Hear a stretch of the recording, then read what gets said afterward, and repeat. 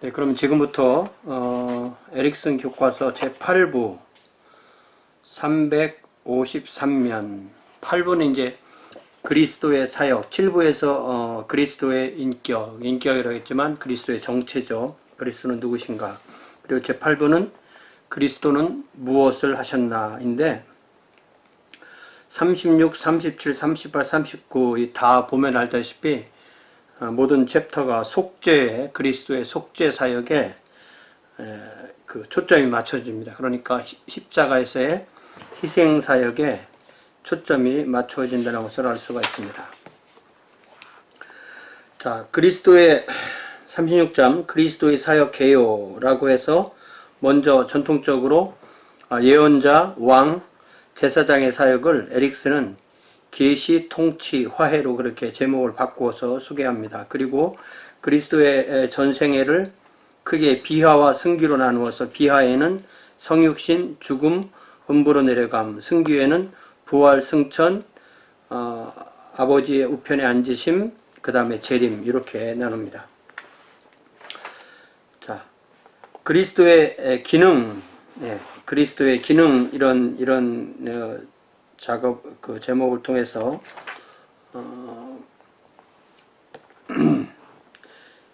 전통적으로 선지자, 제사장, 왕 이렇게 삼중직을 보통 많이 썼는데 요즘은 그렇게 하지 않는다 라는 것을 이제 357페이지에 그렇게 얘기하면서 그 이유를 개신교 스콜라주의 17, 18세기 개신교 스콜라주의에서 그거를 너무 첨예하게 구별하고 고립화했기 때문에 안 쓴다. 또 두 번째는 너무 딱딱하게 느껴진다. 이런 개념입니다. 근데 중요한 거는 여기 계시, 통치, 화해. 계시는 뭐 예언자 역할, 선지자 역할이고 통치는 왕의 역할이고 화해는 제사장 역할이니까 뭐 전혀 새로운 것이 아니고 말만 바꾼 거라고 그렇게 할 수가 있습니다. 예수는 메시아 기름 부음 받은 자였고 구약 성경에서 기름 부음 받은 자들은 주로 제사장이나 왕이나 선지자가 기름 부음을 받았고 그래서 사실은 별 특별한 차이가 없는 겁니다. 자, 먼저 그리스도의 계시 역할에서 주님께서 주로 선지자처럼 하나님의 뜻을 드러내는 건데, 근데 문제는 예수님은 선지자 중에 하나다 이렇게 해서 그렇게 번역받았지만 선지자들과는 분명히 구별되는 거죠. 왜냐하면 선지자는 하나님의 말씀을 대언했지만 예수님은 하나님으로서 말씀을 선포하셨죠.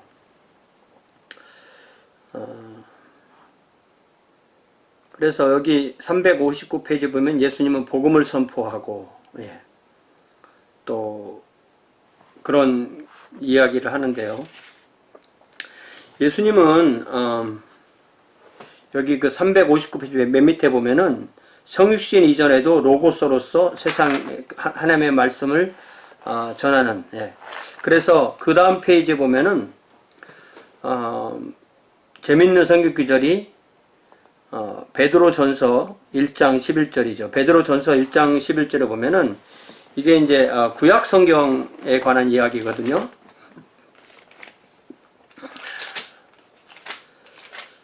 베드로전서 1장에 보면은 이렇게 되어 있죠.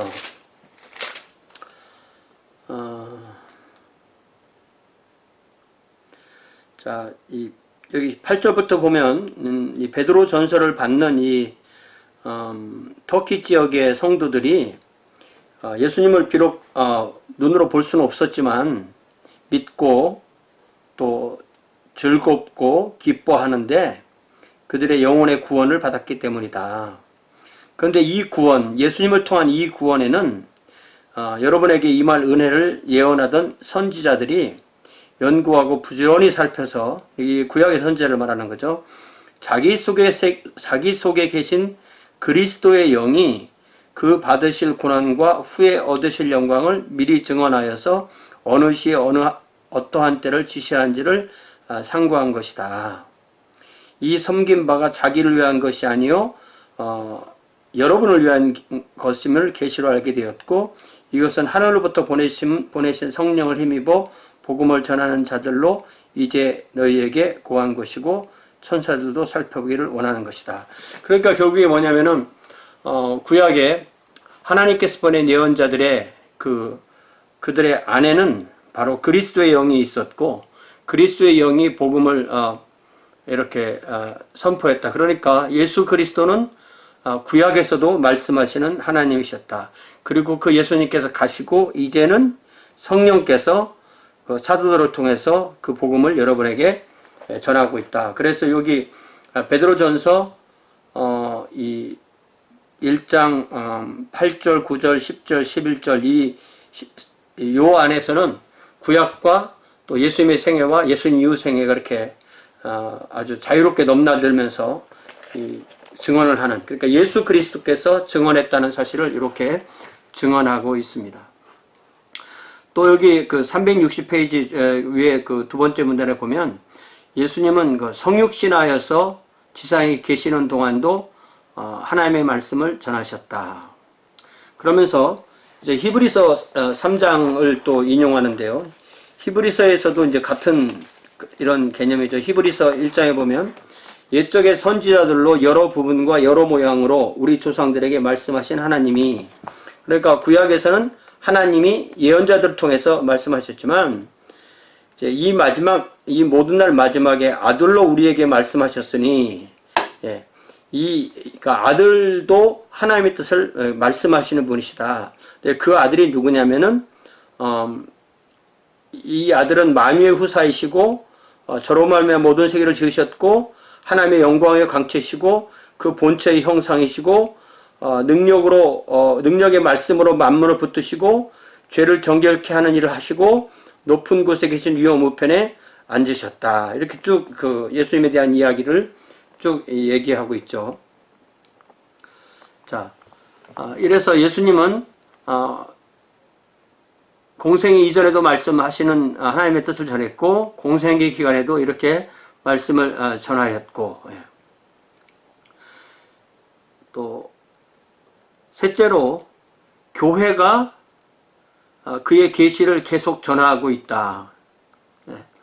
그래서 마태복음 28장을 이제 인용하죠. 이게 이제 다 중요한 핵이 되는 그런 성경 본문들이기 때문에 우리가 이렇게 책에서 성경을 인용하면은 찾아서 그 앞뒤를 읽어보는 것이 좋습니다. 마태복음 28장에 부활하신 예수님께서 그 가룟 유다를 빼고 11 제자를 갈릴리의 그 산, 예수님이 명하시던 그 산, 예수님이 늘 제자들과 함께 했던 그 산이죠. 그 산에서 이제 그 제자들에게 말씀하시기를 하늘과 땅의 모든 권세를 내게 주셨으니, 이 권세를 주신 예수님은 이제 하늘로 올라가세요. 그러므로 너희는 가서 이것은 이제 성령님이 오시면 그 하나님의 권세가 성령님을 통하여서 제자들에게 교회에게 주어지기 때문에 모든 족속을 제자로 삼고 아버지와 아들과 성령의 침례를 주고 예수님이 교회에게 분부한 모든 것을 가르치시키는, 그러니까 예수님은 교회를 통해서 특별히 이 신약성경, 구약성경을 가르치는 것이 교회의 사역을 계속하고 예수님의 선지자의 사역을 계속하는 것이다. 그리고 그것을 할 때는 반드시 성령께서 오셔서 교회를 도우셔서 그 예수님의 말씀을 이해하게 하는데, 이제 핵심은 이제 성령님께서 오셔서 하신 일이 예수님의 말씀을 생각나게 하고 그 말씀을 기록하게 하고 그것이 또 하나님의 말씀으로 기록이 되어 있기 때문에 성령님이 오셔서 하시는 일은 바로 신약성경을 중심으로 성경에 있는 것을 잘 가르치시는 것이다. 그래서 여기 먼저 요한복음 14장 26절에서 보혜사 곧 아버지께서 내 이름으로 보내실 성령 그가 너희에게 모든 것을 가르치시고 내가 너희에게 말한 모든 것을 생각나게 하시리라. 보혜사를 성령님을 어떻게 소개하시냐면 보혜사 곧 성부께서 성자의 이름으로 보내실 성령, 그가 제자들에게 있으면 모든 것을 가르치시고 특별히 예수님께서 말씀하신 것을 생각나게 하실 것이다. 또 16장에서는 16장에 이제 성령의 사역을 8절, 9절, 10절에 얘기를 하시고 또 13절부터 보니까 진리의 성령이 오시면 그가 너희를 모든 진리 가운데로 인도하시리니 그가 자의로 말하지 않고 오직 듣는 것을 말씀하시며 장래일을 너희에게 알리시리라. 그가 내 영광을 가지고 나타내리니 내 것을 가지고 너희에게 알리겠습니다. 자, 여기 15절에서 무릇 아버지께 있는 것은 다 내 것이라 그러므로 내가 말하기를 내가 내 것을 가지고 너희에게 알리리라 하였노라. 그러니까 우리가 삼위일체에서도 분명히 보았듯이 성부에게 있는 것이 성자에게 있는 것이고 성자에게 성령이 있는 것이고 성령께서 오시면 성부의 뜻을 드러내시고 성자의 뜻을 드러내시고 이렇게 하면서 예수님께서는 이런 계시 사역을 성령 안에서 계속 시작하신다.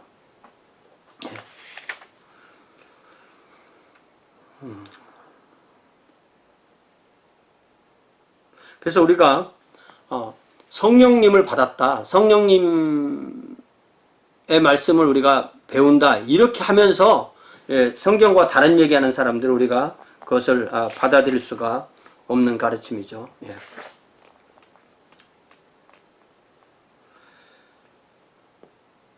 자, 페이지를 넘겨서요. 결국 예수님의 가르침을 이렇게 좀 요약해 보려는 사람들이 좀 있었는데요. 예수님의 가르치심을 한마디로 말하면 하나님의 왕국입니다. 계시로 예언자로서 이 세상에 오셔서 예수님이 하시려고 했던 것이 바로 뭐냐? 하나님의 왕국을 세우는 일을 하는 거죠.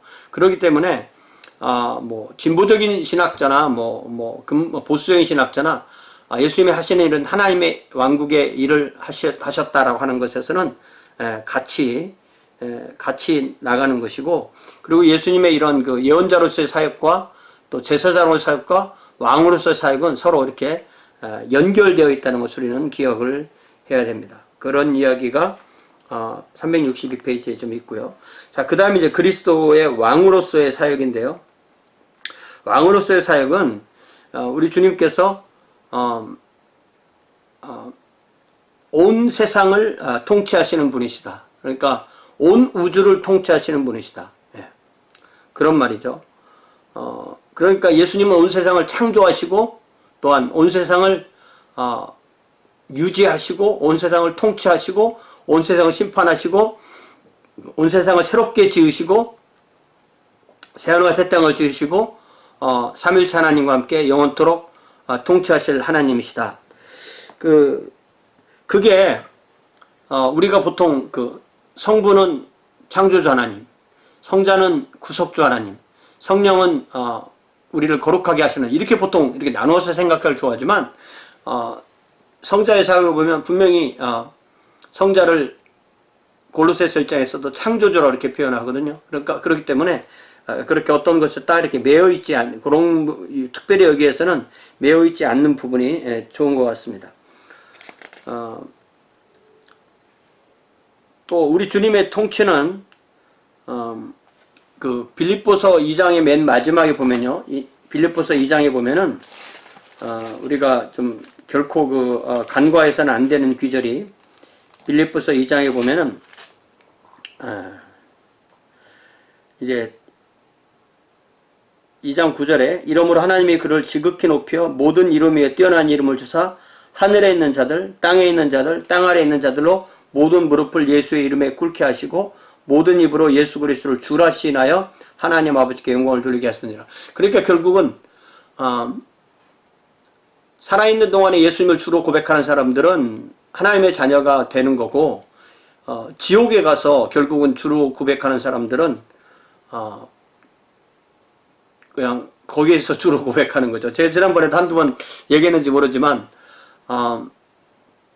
지옥에 가면은 누가 왕인가요? 지옥에 가면 사탄이 왕인가요?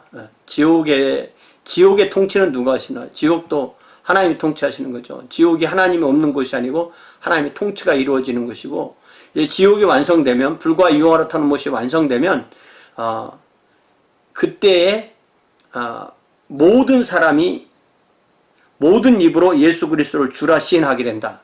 그러니까 모든 입으로 그때 예수 그리스도를 주라 시인하는 것으로는 그러니까 지옥에서 예수님을 주라 시인하는 것으로는 구원받는 게 아닌 거죠. 그러니까 어떤 사람은 생각하기를 주로 시인하면 결국 구원받는 거니까 지옥에서 주로 시인하면 결국 이제 이렇게 개선되고 다 구원받는 거 아니냐. 이게 이제 만인 구원설이죠. 근데 만인 구원설은 성경적 근거가 없기 때문에 우리가 말할 수가 없습니다. 근데 우리가 여기서 좀 기억해야 될 것이 그리스도께서 세상을 다스리시고 교회를 다스리시고 특별히 교회를 다스리실 때 우리가 예수님을 주님이라고 고백하는 것. 우리 성도들이 예수님을 주님이라고 고백할 때 구주는 우리를 속죄 사역하셔 우리를 죄에서 구원하시는 분이라면 주님은 바로 우리의 통치, 주인, 주. 그렇기 때문에 우리가 왕만 생각하지 말고 주라는 개념으로 교회와 나를 통치하시는 그 기능을 우리가 꼭 기억을 해야 됩니다. 자, 세 번째로 364페이지에 그리스도의 화해사역이 나오는데요. 결국 화해사역은 이 속죄사역과 그대로 연결되는 겁니다. 그래서 여기서 그렇게 자세하게 많이 기록을 안 해놨어요. 왜냐하면 이 전 파트가 다 속죄에 관한 거 위주로 이렇게 되어 있습니다. 그래서 아주 간략하게 그렇게 소개하고 있습니다. 자, 지금부터는 그리스도의 사역의 단계들이라고 해서 비하와 승기로 그러니까 비하 이렇게 하니까 좀 이상하죠. 자기 비하입니다. 스스로 낮아지심. 그 첫 번째는 성육신.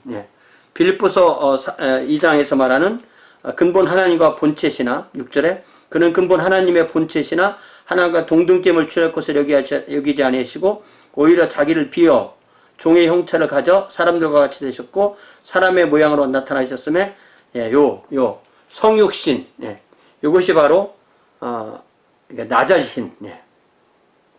그래서 하나님께서는 그 아들을 보내시고 아들은 스스로 오시고 그래서 하나님이 그 아들을 보내서 갈라디아서 4장 4절에 하나님이 그 아들을 보내사 때가 참에 하나님이 그 아들을 보내사 여자에게서 나게 하시고 율법 아래 나게 하신 것은 그래서 이제 성육신 하셨을 때 예수님은 상당 부분이 이제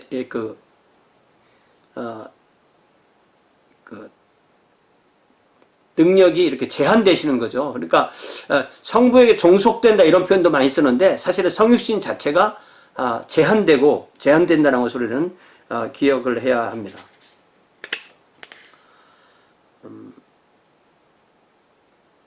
그래서 아주 낮은 이게 우리가 크리스마스 때마다 읽는 이 누가복음 1장 2장을 쭉 보면은 예수님께서 그 말구유에 마국간에서 태어나셔서 말구유에 뉘었다 이런 표현이 예수님의 그 가장 낮으신 그런 모습을 표현하시는 것입니다. 자, 예수님이 그 율법 아래 나셨다라는 표현은 율법을 완성하시기 위해서 율법의 요구를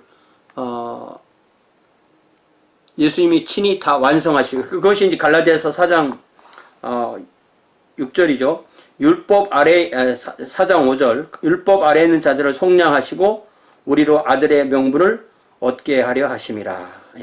그러니까 예수님의 그 사역이 아니면 우리는 계속 그 율법 아래에 있는 것인데 그 율법의 저주 아래 있는 거죠. 율법의 저주 아래. 그랬을 때 예수님께서 오셔서 그 율법을 다루시고 율법의 저주를 당신이 친히 받으심으로 우리는 그 율법의 저주에 해방되고 하나님과 바른 관계에 있고 하나님 안에서 율법 안에 있지만 그 율법이 저주하는 율법이 아니고 하나님 앞에 순종하는 율법으로 바뀌어야 되는 거죠.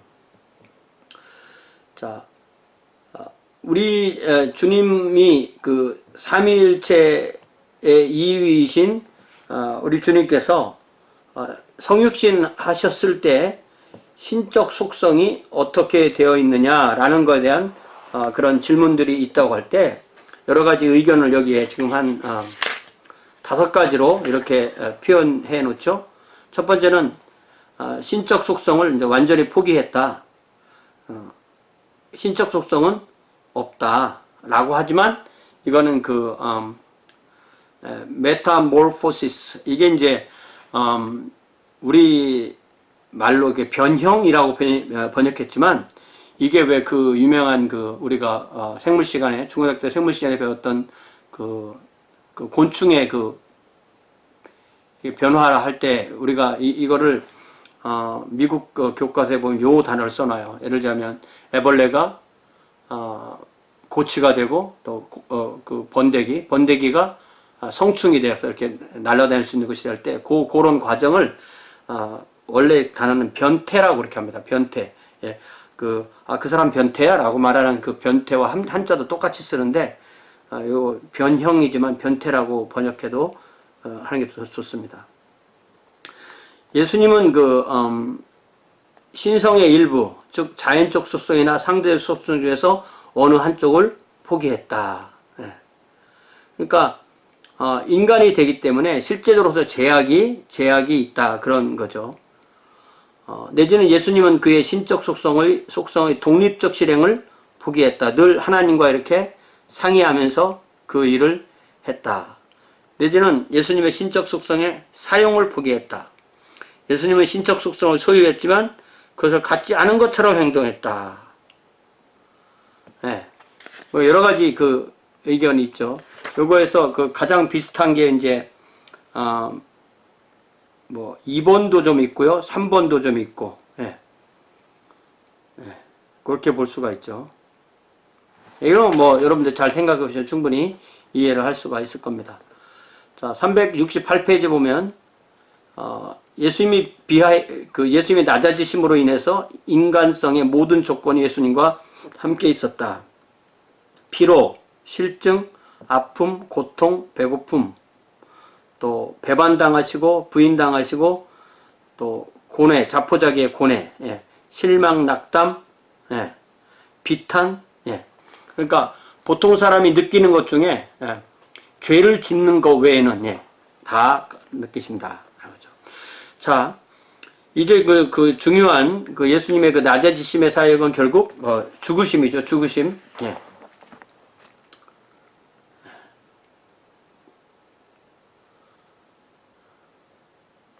그래서 이제 그것이 그 유명한 그 빌립보서 2장에서 계속 나오는 그 주제입니다.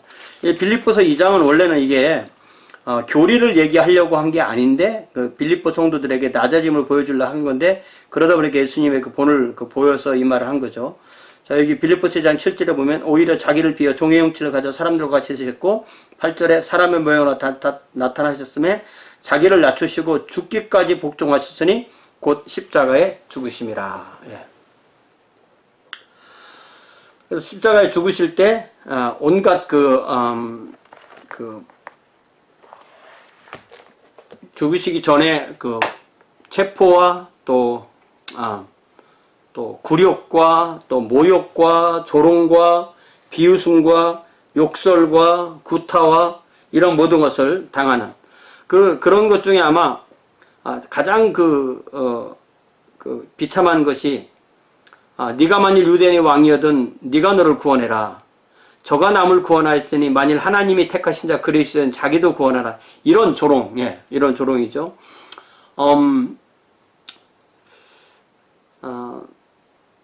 그 십자가가 뭐냐고 할 때 그 많은 사람들이 그 쉽게 읽는 것이 십자가의 그 부끄러움입니다. 부끄러움. 그 십자가라는 형벌은, 로마에서 십자가라는 형벌은 이게 보여주는 거거든요. 주로 이제 시민권을 가진 사람은 국가에 대한 모반을 하는 거 외에는 십자가형을 안 다룬다고 하죠. 그렇지만 시민권이 아닌 사람은 다른 일로도 다룰 수 있었지만, 근데 이게 사람들이 잘 보이는 곳에 어떤 십자가형을 당하는 사람이 자기 십자가를 끌고 가게 하고, 또 여러 곳을 지나가면서 사람들한테 조롱을 받게 하고, 또 십자가에 달아서 많은 사람이 보게 하고, 또 그 십자가에서 고통을 당하면서 서서히 특별히 그 피를 흘리고 또 갈증에 의해서 죽게 하면서 우리가 예수님의 그 십자가를 보통 이렇게 해놓은 거 보면은 그 몸을 좀 가려주잖아요. 근데 실제로는 그 몸을 가리지 않았다는 거잖아요. 그러니까 얼마나 이게 부끄러움인 거예요. 예. 근데 본인이 그냥 죽어 있는 게 아니고 살아있는 상태에서 사람들한테 보여야 하는 거죠. 그러니까 십자가라는 것은 우리가 조금만 생각하면 그게 얼마나 끔찍한 형인가라는 것을 알 수 있고, 이게 원래는 이제 에스더서에서도 나오지만 그런 동방에서 온 에스더에 보면은 그 모르드게를 하만이 달기 위해서 집에다 그 나무 기둥을 달아놨다, 그 얘기가 나오잖아요. 예. 그러니까 예수님의 이 십자가의 죽으심은 그 여러 가지 성격이 있지만 그 중에 하나는 바로 이 그 치욕이 있다는 거죠. 그래서 이제 예수님의 십자가형으로 모든 것이 끝난 것처럼 보였다 이거죠. 예. 그리고 이제 이 에릭슨이 그 음부로 내려감이라는 파트를 분명히 집어넣고, 여기에 보면은 이 성경 본문이 상당히 많이 있거든요. 네. 상당히 많이 있는데 이걸 쭉 읽어보면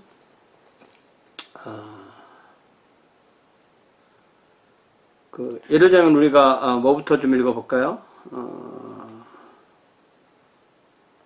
자, 여기 시편은, 구약성경 시편은 부활에 관한 말씀이니까 그렇다고 치고, 먼저 이제 에베소서 4장부터 보면요. 에베소서 4장 8절에 보면은 그러므로 이르시기를 그가 위로 올라가실 때 사로잡힌 자를 사로잡고 사람들에게 선물을 주셨도다. 올라가셨다 하셨은즉 땅 아래 곳으로 내리셨던 것이 아니면 무엇이냐. 그러니까 이제 이렇게 생각하는 거죠. 우리 주님께서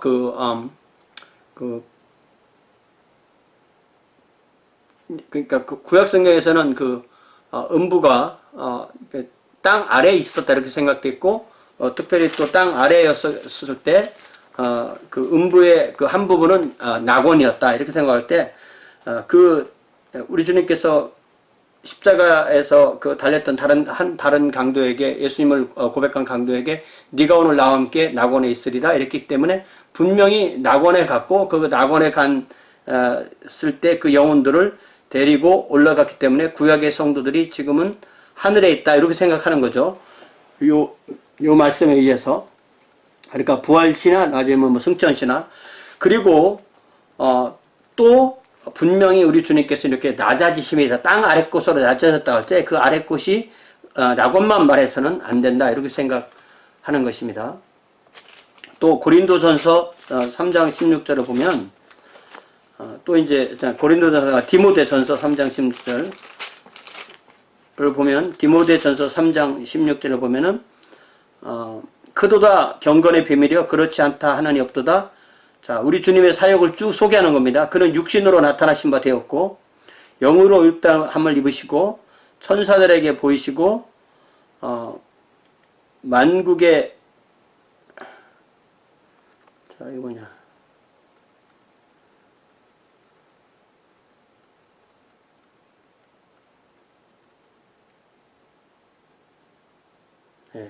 요 기절은 뭐 그렇게 꼭 그렇게 연결되는 건 아닌 것 같고요. 그 다음에 또 유명한 귀절이 이제 베드로전서죠. 베드로전서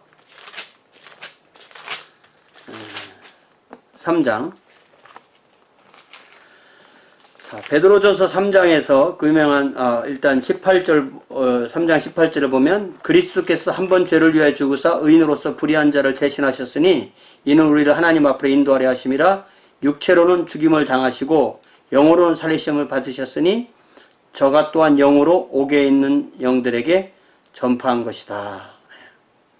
분명히 옥에 계셨다 이런 표현이 나오죠. 근데 이제 19절에 보면은 그때의 옥은 노아의 방주 이전 사람들이다 이렇게 이제 보통 제안해서 말하는 것을 기억하고 있고요. 자, 4장 6절에도 또 나오죠. 4장 6절에서는 이를 위하여 죽은 자들에게도 복음이 전파되었으니 육체로는 사람처럼 심판을 받으나 영으로는 하나님처럼 살게 하렵니다. 이 규절을 가지고 로마 가톨릭이 어떻게 이해하는가, 루터교가 어떻게 이해하는가, 영국 국교회가 어떻게 이해하는가? 그런 여러 가지 이제 해석이 나옵니다.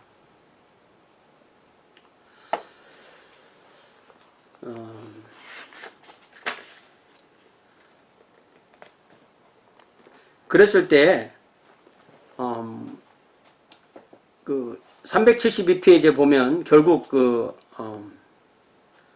에릭슨은 음부로 내려감이라는 그 항목은 만들어 놓고 음부로 내려감이라는 이 교리는 부인합니다.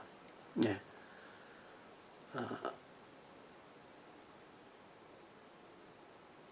그러니까 이 기절들이 예수가 지옥에 내려간 것을 내포하는 것으로 해석된다 하더라도 지옥에 내려감을 논쟁의 여지가 없는 기독교 교리로 진술하기에는 어렵다. 그래서 십자가의 처형과 부활 사이에 그리스도의 영이 실제로 음부에 내려간 증거로 해석하는 데 따른 어려움을 비춰볼 때 이 문제에 대해서 독단적이지 않은 것이 최소다. 그러니까 이게 궁금증만 잔뜩 만들어 놓고 답이 없는 거예요. 그러면 여기에서도 그러면 그 예수님의 십자가 처형과 부활 사이에 그럼 과연 예수님의 영은 어디에 계셨냐? 이거에 대한 그 답이 없는 거예요. 제가 여러분께 이거를 그 문제로 낼 때 여러분들이 음부 강화를 하지 않았다. 이게 답이 아니에요. 그럼 그때 어디 계셨냐? 예를 들자면 무덤에 머물러 이건 아니죠, 진짜. 네.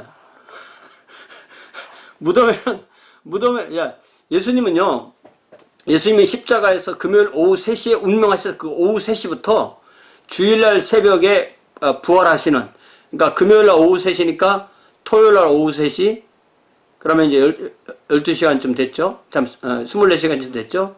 그 다음에 한 12시간, 그러니까 3일 낮, 3일 밤은 아닌 거예요. 예. 한 12시간, 24시간 동안 12시간, 36시간, 요 정도 동안에 과연 우리 주님의 그 영은 어디 갔냐는 거예요. 근데 저는 어떻게든 이 음부 하강설 내지는 그 낙원에 가시고 또 음부에도 가셨다라는 이것을 잘 해서 어떤 결론을 내려야 되면 사람이 죽었다면은 그의 몸은 땅에 남고 그의 영혼은 땅 아래 곳으로 내려간다는 것이 분명해요.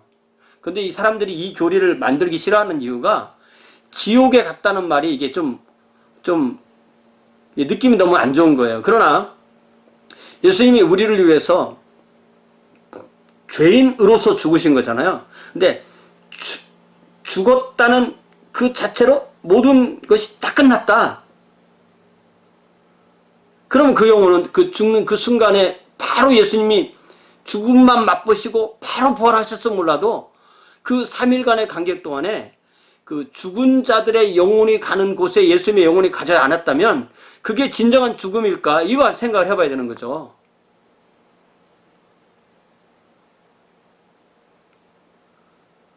그러니까 여러분들 답을 잘 찾아보세요. 제가 여기까지 얘기를 해드릴 테니까. 자, 그 다음에 이제 승귀라는 얘기인데요. 승귀는 이제 부활부터 얘기를 합니다. 부활은요, 많은 사람들이 그 착각하는 것 중에 하나가, 이제 여기서는 많이 안 다뤄지지만, 그 성경을 잘 보면, 그 마태복음에 보면 이제 자세히 나오죠. 그 부활, 가장 가까운 이야기가 이제 마태복음에 나오는데요. 여기 마태복음 27장에 보면은, 장례 이야기가 나오죠. 장례. 예수님이 운명하신 것이 이제 한 오후 3시 경이시고, 그 다음에, 아리마대 요셉과, 또 요한복음에 보면 니고데모가 와서,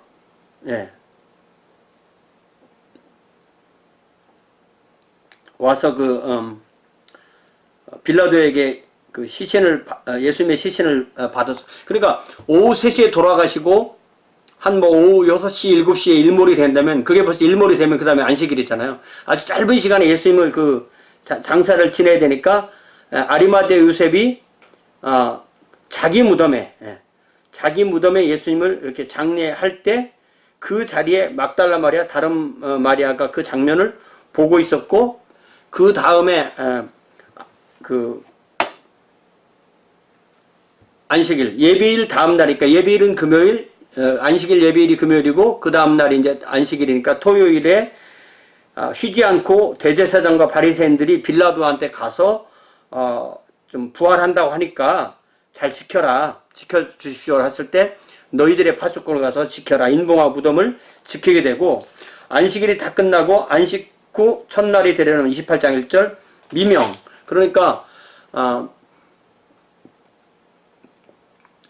안식일이 끝나고 주일이 시작되는 것이 토요일날 일몰이잖아요. 그런데 이제 밤이 되면 못 움직이니까 이제 새벽에 이제 좀 미명에 이제 다시 먼동이 틀 때 여자들이 예수님의 시신의 향유를 발려드리려고 가는 이야기가 나옵니다. 그랬을 때 다른 복음서에 보면은 이 사람들이 가면서 이제 걱정을 하죠. 그 무덤의 돌을 누가 옮겨줄까? 그런 걱정을 하면서 가는데, 여기 28장 1절에, 마태복음 28장 1절에 안식일이 다하여 가고 안식 후 첫날이 되려는 미명에 막달라 마리아와 다른 마리아가 무덤을 보려고 왔더니 큰 지진이 나며 천사가 하늘에서 내려와 돌을 굴려내고 그 위에 탁 앉았다. 천사가 뭐 돌을 이렇게 뭐 밀어서 굴렸다는 것보다는 그 자연스럽게 돌이 굴러가고 그 위에 이렇게 앉은 거라고 생각할 수가 있겠죠. 그때 이제 그 경비하는 사람도 그 자리에 있었지만 거의 죽은 사람처럼 됐고, 그랬을 때 5절에 천사가 여자들에게 일러 가로되 너희는 무서워 말라, 십자가에 못 박힌 예수를 너희가 찾는 줄을 내가 아노라. 그가 여기 계시지 않고 그의 말씀하셨던 대로 살아나셨느니라.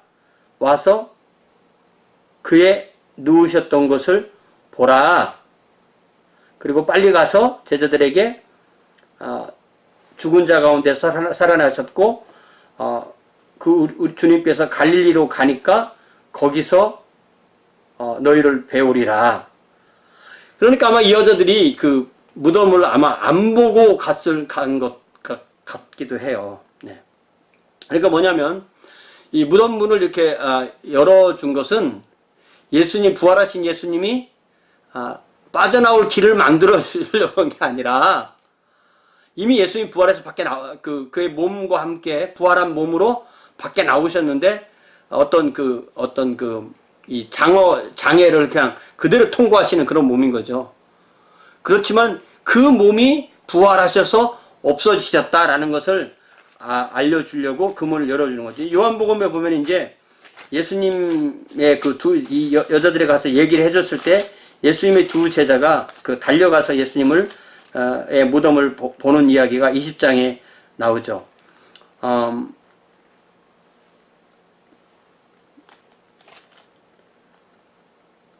여기 보면은 그 제자들이 달려갔을 때 베드로와 요한이 달려가는데 베드로가 달리기를 더 먼저 해서, 그러니까 요한이 더 빨리 달렸지. 요한이 좀 더 젊었잖아요. 더 빨리 달려가서 갔지만은 무덤 속에 들어가지 않았는데, 베드로는 좀 늦게 달려왔지만 그 달려오는 속도로 무덤 속으로 들어가서 보니까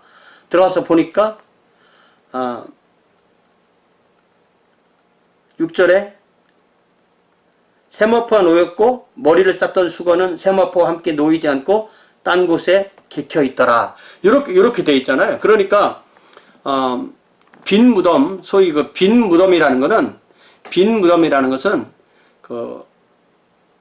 예수님의 시신이 이미 부활하셨다는 증거지, 빈 무덤이라는 것이 뭐 예수님의 시신을 도둑 맞았다 이런 뜻이 아닌 거죠. 그러니까 우리는 생각할 때 빈 무덤이 무슨 증거가 돼? 무덤 파서 뭐 누가 먼저 가져가면 끝나는 거지 이렇게 생각하는데, 이거 자세히 읽어보면 예수님의 수건, 세마포, 그러니까 예수님의 예수님의 몸을 쌌던 것이 크게 두 피스인 거죠. 하나는 머리는 따로 싸고 몸은 따로 사는데 머리를 싸는 거는 개어놓고 세마포는 그대로 있다고 그랬으니까 마치 그 누에 고치에서 그 번데기가 나간 것처럼 그렇게 세마포는 남아있어서 우리가 상상을 해볼 수가 있죠. 예. 그래서 많은 사람들이 그런 선후 관계를 좀 잘 모를 수도 있는 것 같습니다. 그리고 우리가 이거 부활에 관한 이야기는요, 복음서를 다 읽어보면 상당히 한마디로 말하면 혼란스럽습니다. 이야기를 맞추기가 어려울 정도로. 그것은 그만큼 그들이 그 부활을 체험한 것을 실제적으로 기록하다 보니까 그렇게 됐다고 이해를 할 수가 있죠. 자, 373페이지부터 이제 에릭슨의 독특한 부활, 예수님의 부활에 관한 이야기가 나오는데요. 그러니까 요약하자면 뭐냐면 예수님은 두 단계를 걸쳐서 부활했다. 첫 단계의 부활은 완전한 부활이 아니다. 그 증거는 이렇게 어떤 육체를 가지고 있다. 예. 그런데 이게 하나를 맞추려다 보니까 하나가 안 맞는 거죠. 그러면 예수님께서 그 제자들과 있을 때 모든 문을 다 두었는데 들어오시고 또 엠마오 마을로 가는 그 제자들과 이야기에서도 제자들과 식사를 하시고 제자들이 예수님을 알아보는 순간에 예수님의 호련히 사라지시고 또 예루살렘에 와 보니까 거기 와 계시고 하는 그런 몸을 어떻게 그냥 육신이 있다, 뭐 식사를 했다 이렇게 해서 승천하는 그 몸과 다른 거라고 그렇게 이해해서는 안 되는 것 같습니다. 여러분이 예수님의 두 단계 부활에 관해서도 여러분이 성경을 근거로 한번 잘 논박해 보시기 바랍니다. 예수님께서는 그 다음에 이제 승천하시게 되는 거죠. 승천하실 때 우리가 잘 기억해야 되는 것 중에 하나가 하나님의 보좌 옆에 앉으셨다가 사람이 되셔 오셔서 죽으시고 장사되고 부활하시고 승천하셔서 다시 하나님 보좌 옆에 앉으셨을 때 성육신 이전과 성육신 후가 뭐가 달라졌냐? 구속의 사역을 완성하신 것도 달라졌지만 성육신 이전에는 육신이 없으셨고 성육신 이후에는 그 성육신이 있으신 게 달라진 거예요.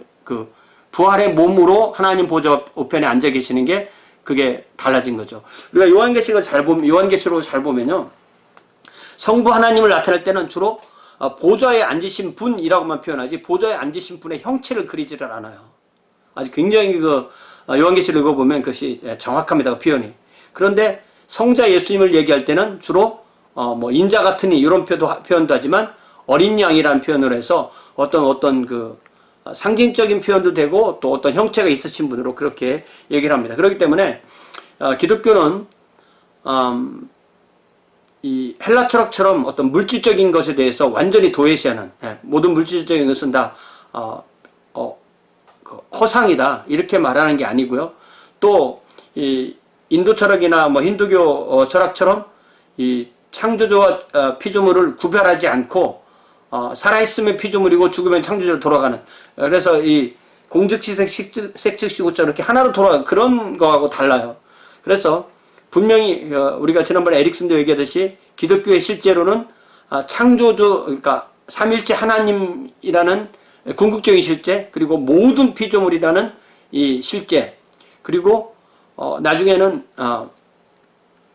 성육신을 통해서 하나님이 사람이 되심으로 이 사람에 대한 무한한 긍정이 있다고요. 사람은 죄인이지만 예수님의 성육신과 부활로 우리가 바로 예수님의 부활하시는 그 몸, 빌립보서 3장 마지막 구절에 보면 나오죠. 우리가 나중에 우리가 최종적인 모습, 우리가 새 하늘과 새 땅에 가서 살 수 있는 최종적인 모습이 어떻게 될 거냐? 자, 빌립보서 3장 마지막에 보면 20절에 오직 우리의 시민권은 하늘에 있는지라 거기로서 구원하는 자 곧 주 예수 그리스도를 기다리노니 그가 만물을 자기에게 복종하실 수 있는 그가 만물을 자기에게 복종케 하실 수 있는 자의 역사로 우리의 낮은 몸을 자기의 영광의 몸의 형체와 같이 변케 하시리라. 그러니까 재림하시는 예수님은 바로 사도행 1장에 나온 대로 올라가실 때 예수님, 승천하실 때의 그 부활하신 모습, 또 부활하신 그 모습 그대로 오시고 우리도 그 몸, 그러니까 우리도 부활의 몸을 받는데 그 몸이 우리가 부활했다고 해서 하나님이 되는 건 아니죠. 그것만 차이가 있지. 성자 예수님은 이제 마지막에 새로운 새 땅으로 그대로 연결될 때는 우리의 부활한 몸과 성자 예수님의 몸은 같은 몸이 되는 거죠. 그러니까 니케아 공의회에서 그 첫 번째 고백했던 그 니케아 신앙 고백에 보면은 예수님은 신성으로는 아버지와 동일 본질이고 인성으로는 우리와 동일 본질이다. 다만 죄만 없으시다. 이렇게 표현하는 거죠. 그러니까 우리 예수님의 구속사유로 죄가 없어지고 나서 새하늘과 새 땅에 살 때는 새 하늘이 아니죠. 새 하늘만이 아니죠. 새 하늘과 새 땅. 그러니까 하나님이 그 지으신 이 피조 세계에 대한 무한한 긍정이 기독교에는 있단 말이죠. 그래서 나중에는 우리가 하늘에 가서 살지만 부활 이후 온 세상을 다시 질 때는 하나님의 보좌가 땅에 오셔서 우리와 함께 살게 되고 그것이 하나님의 왕국의 최종적인 모습이고 우리는 부활의 몸을 가지고 새하늘과 새 땅에 사는 거고 구원받지 못한 사람들은 불과 유황으로 타는 못에서 불과 유황의 못에서 부활한 몸을 가지고 영원토록 영벌을 당하는 그런 것입니다. 그래서 우리는 일단은 예수님의 승천도 예수님의 인성을 그대로 가지고 있는 것이다. 그리고 예수님은 승천하셔서 하나님의 보좌 우편에 앉으시면서 거기서 교회를 통치하시고 또 우리를 위해서 간구하신다. 여기 그 375페이지 이 재림이라는 글 위에 바로 있는 오른손, 이건 뭐 오른편 이렇게 번역을 해야 되겠죠. 자, 그 다음에 이제 재림. 재림인데요. 그 에릭슨이 참 신기하게도 제가 그 교과서를 저 뒷부분을 봤더니 종말론에서 이 천국 예수님의 재림은 딱 끝나버려요. 새하늘과 새 땅이란 말은 아예 꺼내질 않습니다.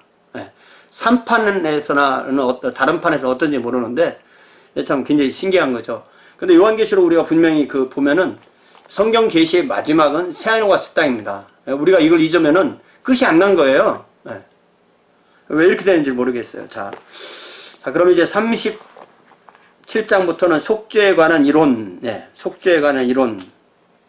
속죄가 왜 중요하냐? 어토먼트가 왜 중요하냐면, 어토먼트야말로 기독교 신앙의 핵심이다. 기독교는 예수님의 십자가가 핵심인데, 예수님의 십자가라는 것이 결국은 속죄를 의미하는 거죠.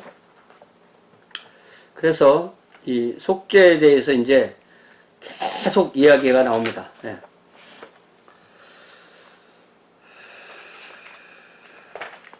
자, 거기 37페이지, 37장 377페이지 맨 밑장에 보면은,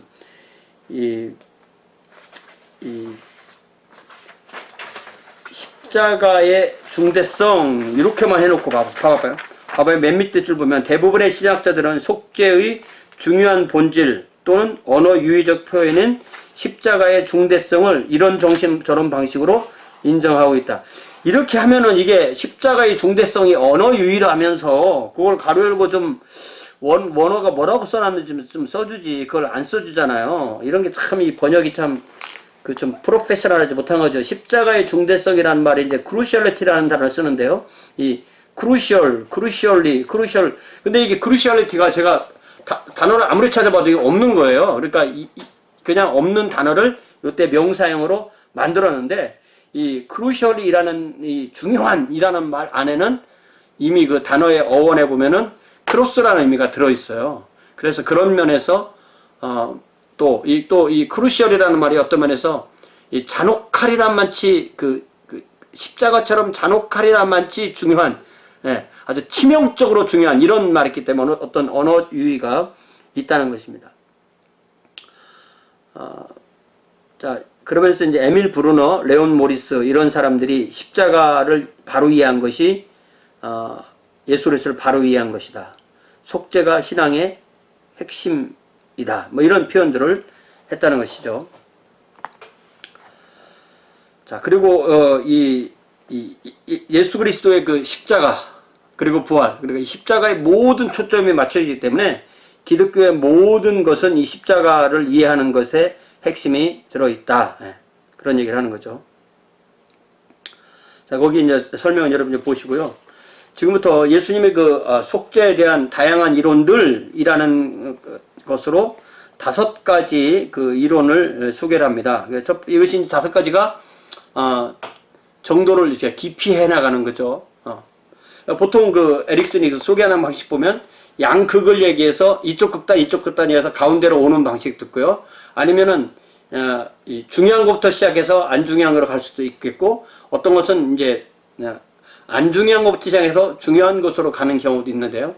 이 5가지 이야기는 어떤 면에서 다 맞고 어떤 면에서 다 틀립니다. 그러니까 이 5가지 중에서 예를 들자면 소키노스주의 이론도 다 틀린 얘기가 아니에요. 예수님이 우리의 모범이라는 말이 맞죠. 그러나 그것만은 아니라는 거죠. 그러니까 이 5가지 중에서 한 개를 골라 이렇게 할 필요가 없는 거예요. 네. 이걸 잘 알으셔야 돼요. 우리가 공부를 할 때 예를 들면 2개만, 제가 몇 번 설명했죠. 2개만 놓고도 이게 보스 앤드냐, 이더 오어냐, 나노브댐이냐, 이것만 말고 또 뭐가 또 있냐, 이런 걸 생각해 봐야 되지. 5개에도 역시 여기 5개에도 역시 그런 성격이 있다는 것입니다. 자, 이 소키너스라고도 말하고, 영어로는 소진이라고 얘기를 하는데, 이 사람은 파우스투스 소키너스, 렐리우스 소키너스 되는데, 렐리우스 소키너스가 삼촌이고, 파우스투스 소키너스가 조카입니다. 이 사람들은 이제 나중에 그 유니테리언에 이제 연결을 준 그런 영향을 주는 사람들이고, 종교개혁 기에, 그러니까 칼뱅의 시대죠. 칼뱅의 시대랑 이렇게 연결되면서 종교개혁, 칼뱅 끝나는 시대부터 이렇게 연결돼서 이 사람들의 연대가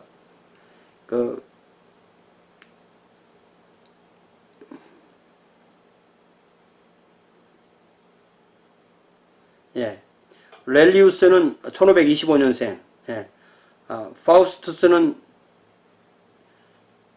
1539년생. 그러니까 더 늦게 난 사람이 조카 맞죠, 그죠? 렐리우스가 삼촌, 파우스투스가 조카. 그래서 이 사람들이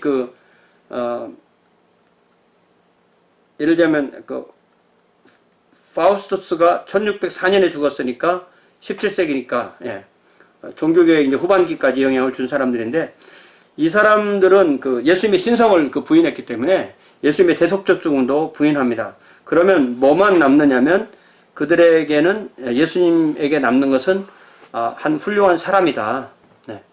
한 훌륭한 사람이다. 요거밖에 없는 거죠.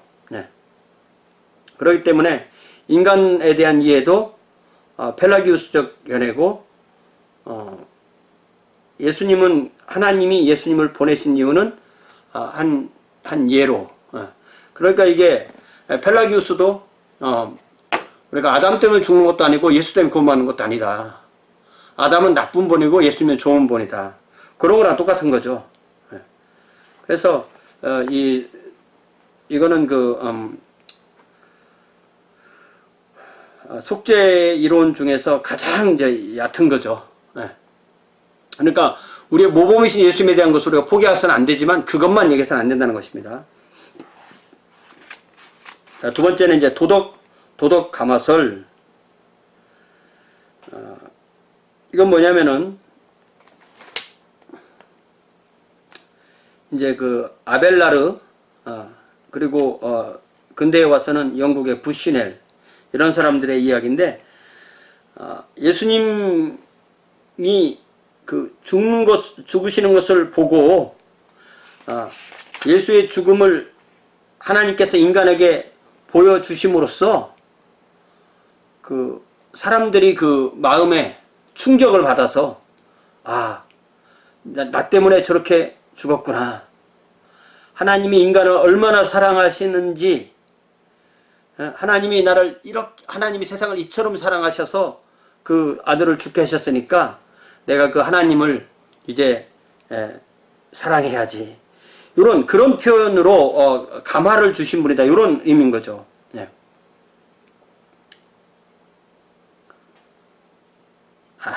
그러니까 이게 뭔가 그 열심히 얘기는 했는데 이게 다는 아닌 거죠. 자, 여기 382페이지 탑에 보면은 도덕 가마설은 그리스도의 죽음을 하나님의 사랑이 드러난 예시다. 이렇게 표현했다고 합니다. 그래서 도덕 가마설은 그 피터 아벨라드, 보통 이게 피터 아벨라드 이거는 그 영어식 표현이고요. 이 프랑스식 표현을 하려면 피에르 아벨라르인데 이 사람이 정확하게 1000년, 1079년에서 1142년이니까 12세기. 그러니까 중세 스콜라 신학의 아주 그 피크로 올라가는 중세 스콜라 신학이 안셀름에서 피터 아벨라르로 또 롬바르도스로 그 다음에 토마스 아퀴나스 이런 식으로 나가잖아요. 그래서 이 피터 아벨라르에 의해서 이 발전되는 피터 아벨라르가 안셀름을 반박하면서 안셀름의 이 보속설, 만족설을 반박하면서 나온 건데, 아벨라르는 여기 두 번째 문단에 5줄에 들어오면 이와는 달리 아벨라르는 하나님의 사랑을 우선으로 강조하면서 그리스도의 죽음이 하나님의 손상된 존엄을 만족시키기 위한 희생적 대가로서의 죽음은 아니고 예수는 하나님이 인간을 얼마나 사랑하시는지 그 정도를 나타내기 위해서 죽으셨고 우리가 반드시 고쳐야 될 것은 하나님에 대한 두려움과 무지이고 예수님의 죽음으로 해서 이것이 완성되고 따라서 그리스도의 죽음이 끼치는 영향은 하나님께 미치는 것이 아니라 인간이 하나님 우리를 사랑하시는구나 이런 도덕적 감화를 받게 한다 이런 표현이죠. 그런데 이제 그 부시넬, 호레이스 부시넬 이런 이제 미국의 유명한 그 자유주의 신학자죠. 이런 주장을 하면 자유주의입니다. 1802년부터 1876년이니까 19세기죠. 19세기를 훌로 살은 이 미국의 브레이시 호시넬에 의해서 하나님의 사랑, 그러니까 하나님의 공의와 거룩함, 의로움을 약화시키고 하나님의 사랑을 강조하는.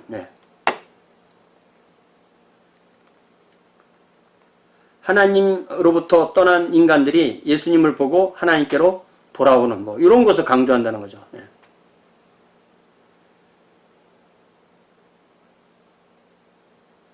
그러니까 별로 이게 별로 이렇게 중요하지 않은 건데 이렇게 자세하게 설명을 하는 거죠.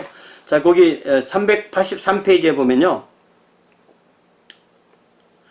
부시넬이 생각하는 죄는 여기 네 번째 절에 보면은 부시넬은 죄에 관해 언급하면서 죄는 일종의 치유받아야 될 일종의 병이다.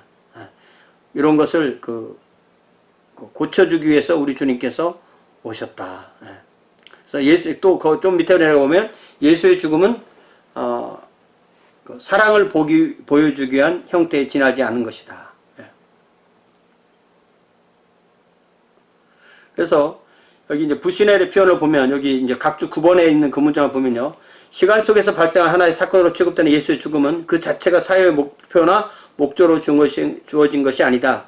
만일 그렇게 되면 예수의 죽음은 아무런 이성적 위험이나 특성도 없이 단순히 고통의 희생잔치에 불과한 것이 되어버린다. 그러나 그 사건을 볼 때 일의 진행 과정상 그런 식으로밖에 헌신할 수 없었던 일종의 불운한 경우에 지나지 않는 것이다. 그러니까 예수님은 이 땅에 죽기 위해서 오신 것이 아니고 땅에 오셨기 때문에 어쩔 수 없이 죽은 것이다. 그러니까 예수님의 대속적 죽으심을 얘기하려고 안 하니까 이렇게